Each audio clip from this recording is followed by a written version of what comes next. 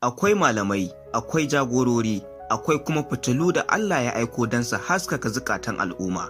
A cikin waɗannan fitilu, akwai rana guda da fassarar ta ya zarce alamomin duniya. Sheikh Malam Aminu Ibrahim Daurawa, muryar hikima, ginshikin tarbiyya, mai gadon malamai masu gaskiya.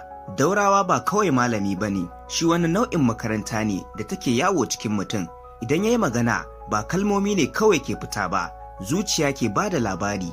Yana da irin nutsuwar da ke sa ka saurara ko da ka zo da hayaniya. Kafin ya gama jumla guda, kana jin zuciyarka ta narke, ta samu nutsuwa, ta yarda da gaskiyar magana kamar hasken alfijir. Wane ne Daurawa? Malami ne wanda ya tattaro hikimar malaman baya, ya haɗa da ta ilimin zamani, ya gabatar da ita cikin harshen da kowane bako zai fahimta.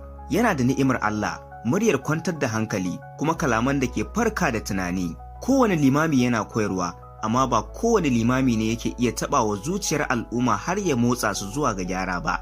A nan ne shehin malamin ya bambanta, yana magana ne ba don shahara ba, ba don kariya ba, amma don Allah ya jarraba shi da nau'in da ke buƙatar gaskiya da tsoron aljabbar. A cikin darussansa za ka ga soyayya da tausayi, za ka ji maganganun da suke da taushin kalma amma da nauyin gaskiya. Ya san halin mutane, ya san inda ake jin zafi, ya san yadda ake haɗa zafin gaskiya da ɗumin tausayi domin gyara zuciya cikin hikima. Fitaccen jagora ne a gyaran tarbiyya. Daurawa ya tsaya a matsayinsa a cikin al'umma, ya ɗauki nauyin tabbatar da tsari, alƙibla da daidaito cikin gaskiya ko da gaskiya ta yi zafi. Ya tattauna da matasa cikin fahimta, ya shirya iyaye cikin nutsuwa, ya yi wa shugabanni magana cikin adalci, ya yi wa talakawa nasiha cikin tausayi.